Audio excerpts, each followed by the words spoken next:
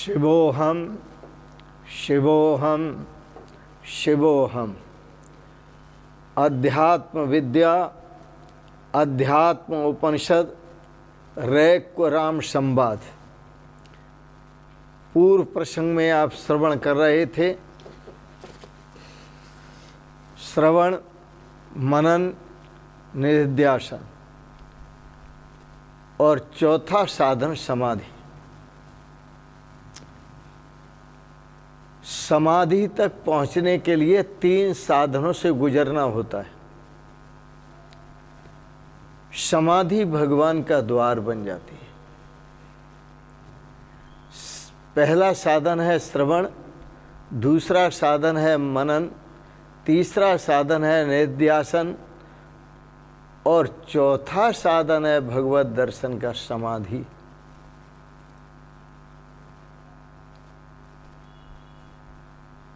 लगी समाधि अखंड अपारा, शंकर सहज स्वरूप सम्हारा। यह पूर्व प्रसंग में आप श्रवण कर रहे थे। आज के प्रसंग में श्रवण करेंगे आप। उस समाधि में कोई अनुभव नहीं होता।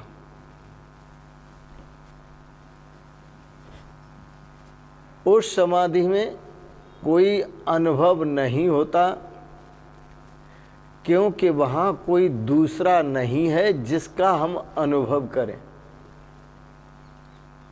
वहाँ 2 नहीं होते, वहाँ 3 नहीं होते या बहुत नहीं होते। वहाँ सिर्फ और सिर्फ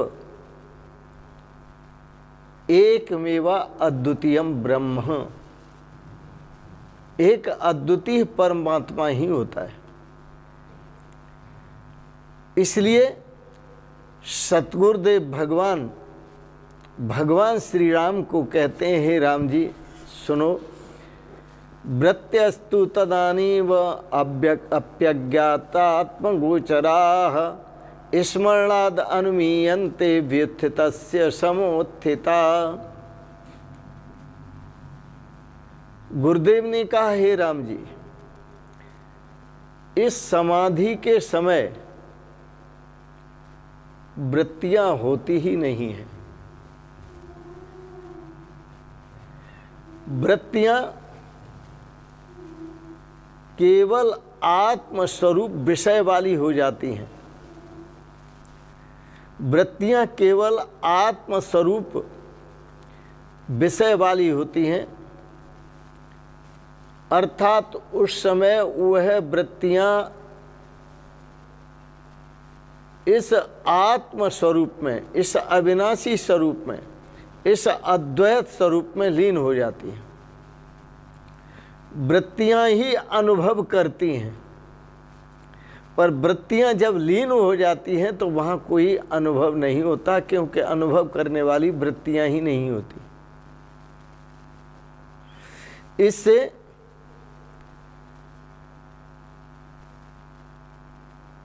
वृत्तियां वहां जान नहीं पड़ती,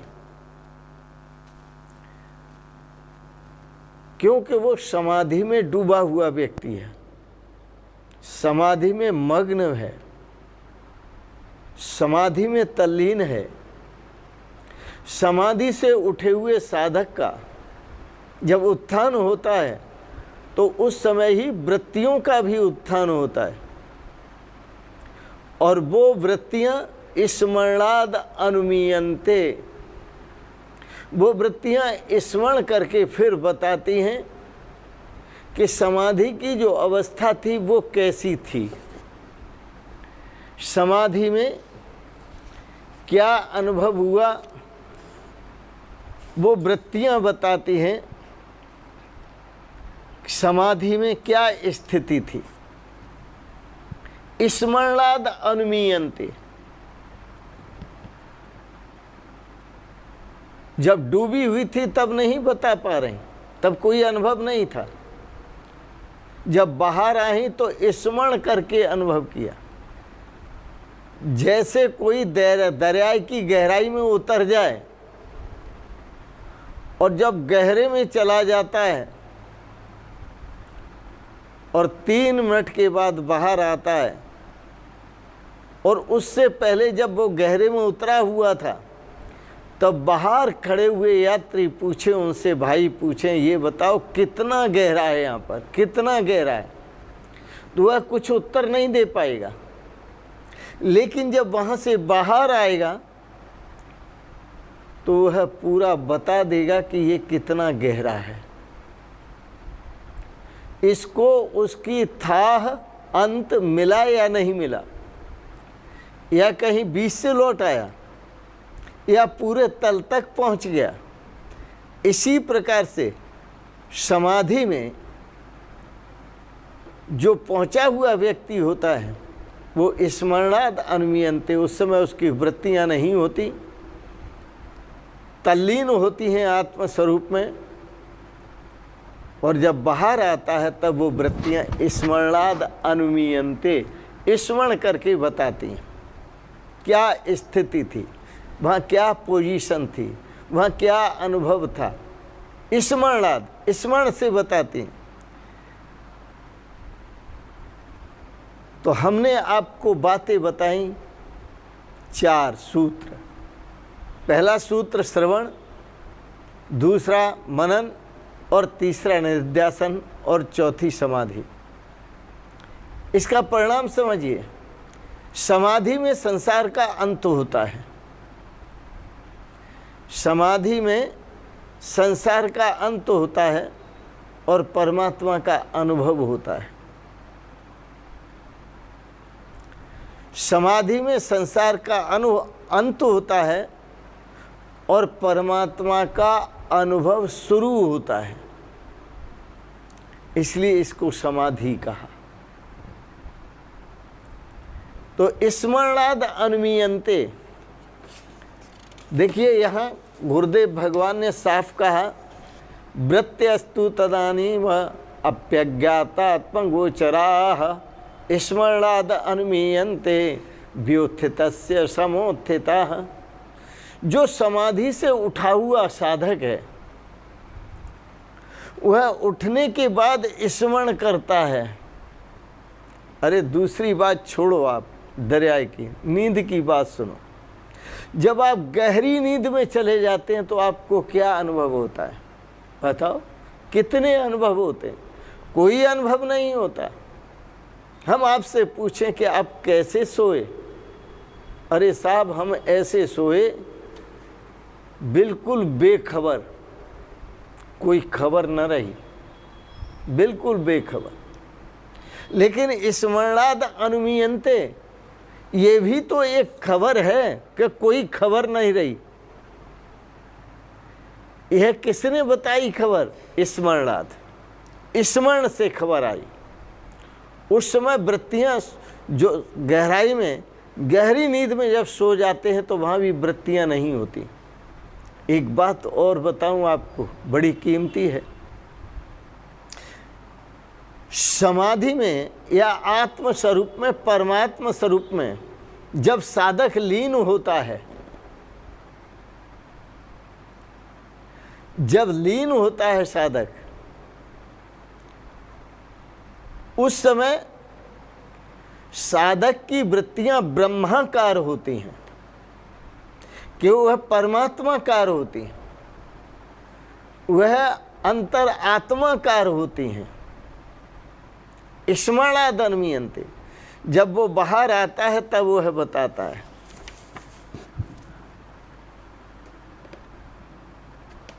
तो आपको बताया सुषुप्ति में भी कोई अनुभव नहीं होता, और जो बात बताना चाहते हो वही भी बता देते हैं। सुषुप्ति में गया हुआ व्यक्ति बेखबर सोता है, पर यह खबर भी बाद में देता है कि मैं ऐसा सोया कि मुझे कोई खबर न रही, तुझे कोई खबर न रही। तो ये खबर किसने दी कि मैं बेखबर सोया? यह भी तो एक खबर है। तो स्मरणाद अनुमीयन्ते, ध्यान रखना, सुषुप्ति में आदमी वहीं पहुंचता है, व्यक्ति वहीं पहुंचता है जहां समाधि में पहुंचता है।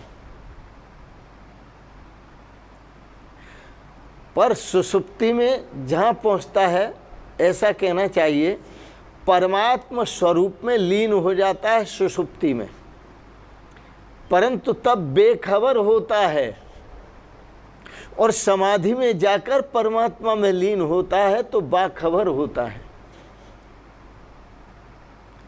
सुषुप्ति में जाकर समाधि में परमात्मा में लीन होता है तो बेहोश होता है, और समाधि में जाकर परमात्मा में लीन होता है तो बाहोश होता है। दूसरी बात,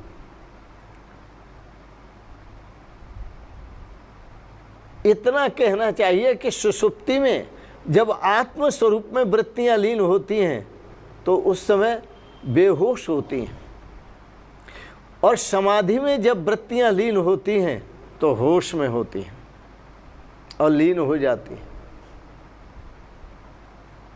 इसलिए नींद में सोया हुआ व्यक्ति, उसकी थकान तो दूर हो जाती है, लेकिन जैसा होता है वैसा का वैसा ही लौटता है।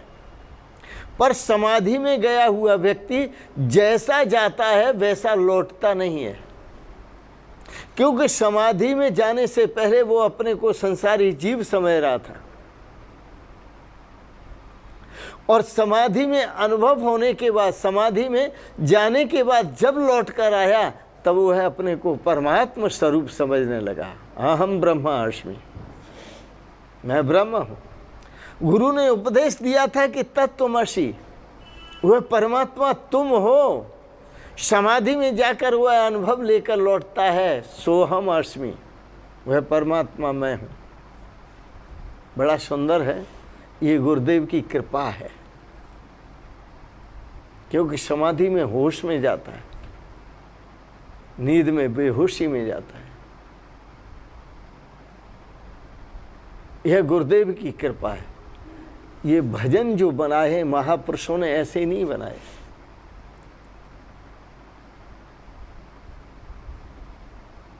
हे गुरुदेव, प्रणाम आपके चरणों में।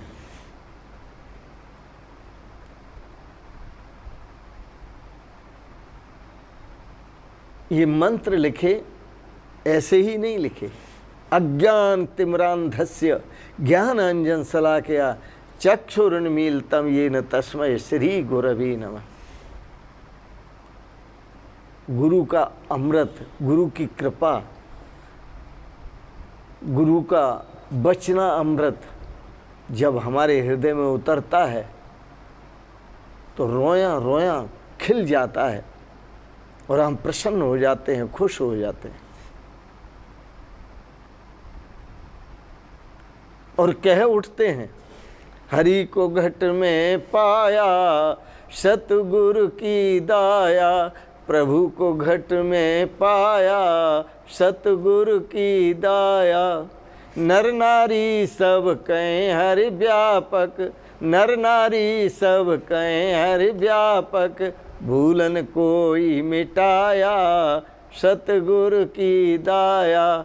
हरि को घट में पाया सतगुरु की दाया, प्रभु को घट में पाया सतगुरु की दाया।